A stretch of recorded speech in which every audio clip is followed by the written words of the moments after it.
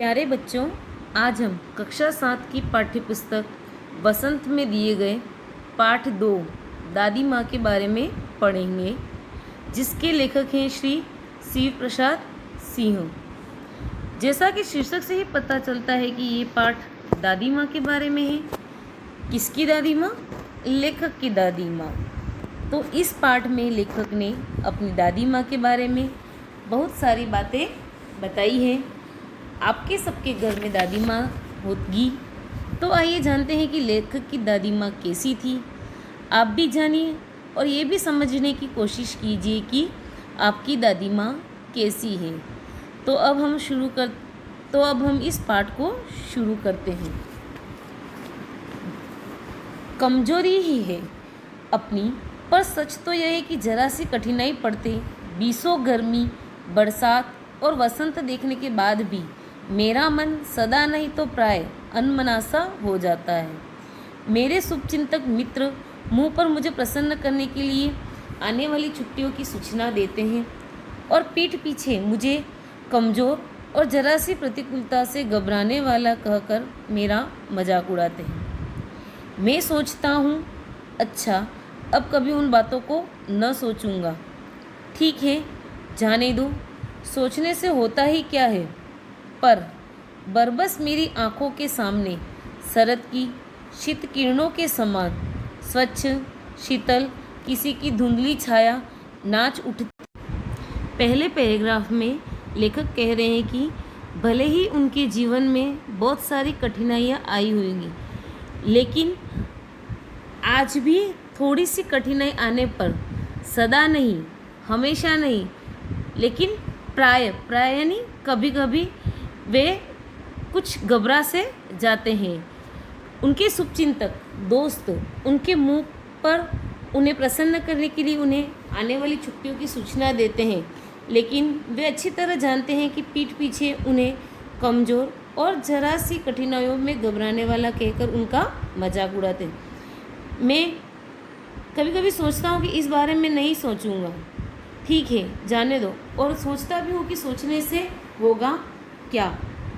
परंतु बरबस यानी अचानक ही मेरी आंखों के सामने शरद ऋतु की किरणों के समान स्वच्छ यानी साफ, शीतल, ठंडी किसी की धुंधली छाया नाच उठती है। मतलब उनकी आंखों के सामने किसी की धुंधली छाया नज़र आने लगती है। इसमें या इस पैराग्राफ में लेखक यही कहना चाहता है कि वह छोटी सी भी कठिनाई आती है तो एकदम से उनका मन क्या हो जाता है, अनमना सा यानी घबरा सा जाता है, और उनके दोस्त उन्हें खुश करने की भी कोशिश करते हैं, लेकिन साथ में ही पीठ पीछे उनका मजाक भी उड़ाते हैं, यह कहकर कि ये तो छोटी सी बातों में भी घबरा जाता है।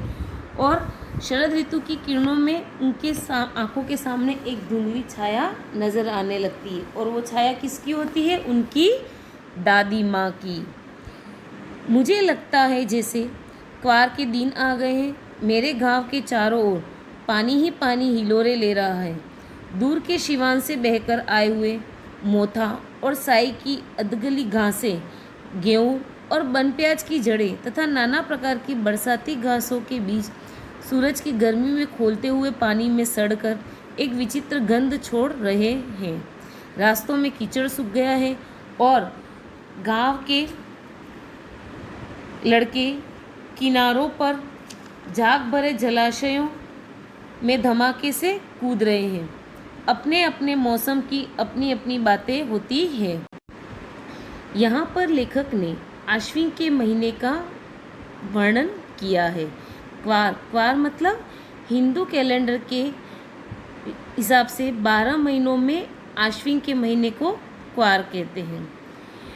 क्वार का महीना या आश्विन का महीना बरसात बीत जाने के बाद आता है, और साथ ही बरसाती पानी अपने साथ घास, जड़ें तथा नाना प्रकार की या अनेक प्रकार की बरसाती चीज़ें लाता है, जो सूरज की तेज गर्मी में पानी में सड़कर एक अलग सी या विचित्र सी या बदबूदार गंध छोड़ देती है। रास्तों में कीचड़ सूख गया है। सूर्य की गर्मी इतनी तेज है कि रास्तों में कीचड़ भी सूख गया है, और जलाशयों के किनारों पर जाग भरा पानी जम गया है जिसमें घाव के लड़के धमाके से उसमें कूद रहे हैं। ये तो अपने अपने मौसम की अपनी अपनी बातें होती, यानी लेखक बता रहे हैं कि हर मौसम की अपनी अलग अलग बात होती है। आषाढ़ में आम और जामुन न मिले चिंता नहीं, अगहन में चिवड़ा और गुड़ न मिले दुख नहीं, चैत के दिनों में लाई के साथ गुड़ की पट्टी न मिले अफसोस नहीं, पर क्वार के दिनों में इस गंधपूर्ण जाग भरे जल में कूदना न हो तो बड़ा बुरा मालूम होता है। मैं भीतर हुड़क रहा था, 2-1 दिन ही तो कूद सका था, नहा धोकर बीमार हो गया। हल्की बीमारी न जाने क्यों मुझे अच्छी लगती है। थोड़ा थोड़ा ज्वर हो, सर में साधारण दर्द हो और खाने के लिए दिन भर नींबू और साबू। लेकिन इस बार ऐसी चीज़ नहीं थी। ज्वर जो चढ़ा तो चढ़ता ही गया, रजाई पर रजाई, और उतरा रात 12 बजे के बाद। लेखक बता रहे हैं आषाढ़ में आम और जामुन न मिले। आषाढ़ यानी जून जुलाई के समय वाला महीना। उस समय आम गर्मी होती है तो आम और जामुन मिलते हैं, लेकिन लेखक क्या कह रहे हैं, आषाढ़ में आम और जामुन नहीं मिले तो कोई चिंता नहीं। अगहन, अगहन यानी मार्गशीर्ष का महीना। मार्गशीर्ष के महीने को क्या कहते हैं, अगहन। अगहन में चिवड़ा और गुड़ नहीं मिले तो भी दुख नहीं।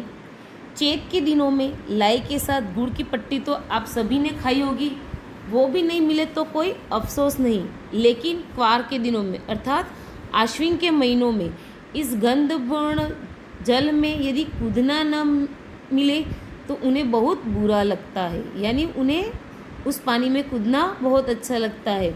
मैं भीतर हुड़क रहा था, यानी उनका बहुत ही ज़्यादा मन कर रहा था। लेकिन 1-2 दिन कूदने के बाद वे बीमार हो गए। वैसे तो हल्की बीमारी तो उन्हें बहुत अच्छी लगती है, लेकिन उस समय उनको बहुत ही तेज़ ज्वर चढ़ा और वह बुखार इतना तेज चढ़ा कि उन्हें रजाई पर रजाई उड़ाई गई, लेकिन वह बुखार उतरा नहीं। और उतरा तो कब उतरा, रात के 12 बजे के बाद। दिन में चादर लपेटे सोया था। दादी माँ आई और शायद नहाकर आई थी। उसी झाग वाले जल में पतले दुबले स्नेह सने, एक बार वापस देखना, पतले दुबले स्नेह सने शरीर पर सफ़ेद किनारीहीन धोती, सन से सफ़ेद बालों के सिरों पर सद्य टपके हुए जल की शीतलता। आते ही उन्होंने सर पेट छुए, आंचल की गांठ खोल किसी अदृश्य शक्ति के चबूतरे की मिट्टी मुंह में डाली, माथे पर लगाई।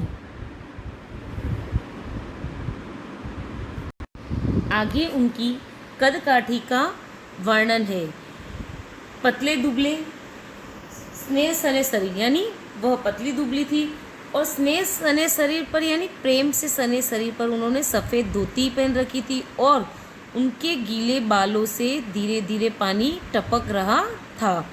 आते ही उन्होंने लेखक के सर और पेट पर कुछ विभूति सी लगाई। उन्होंने उनके पेट और माथे पर क्या लगाई, वो उनके आंचल में कुछ विभूति भरकर लाई थी और वो उन्होंने लेखक के कहाँ पर लगाई, सिर पर और माथे पर। आगे देखना, दिन रात चारपाई के पास बैठी रहती, कभी पंखा जलती, कभी जलते हुए हाथ पैर कपड़े से सहलाती, सर पर दालचीनी का लेप करती और 20 बार छू छू कर ज्वर का अनुमान करती। हांडी में पानी आया कि नहीं, उसे पीपल की छाल से छोका कि नहीं, खिचड़ी में मूंग की दाल एकदम मिल तो गई है, कोई बीमार के घर में सीधे बाहर से आकर तो नहीं चला गया, आदि लाखों प्रश्न पूछ पूछ कर घर वालों को परेशान कर देती। इसमें लेखक बता रहा है कि दादी माँ ने कैसे उनका संभाल किया। उनके बुखार आने पर दिन रात उनके पास ही बैठी रहती थी, कभी उनको पंखे से हवा करती, कभी उनके हाथ पैर कपड़े से सहलाती, सर पर दालचीनी का भी लेप लगाती और बार बार उनके छूकर उनके ज्वर का अनुमान करती, ज्वर यानी बुखार का अनुमान करती थी।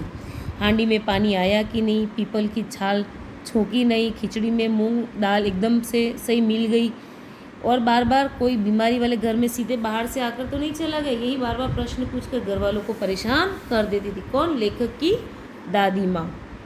दादी माँ को गवई घाव की 50 किस्म के दवाओं के नाम याद थे।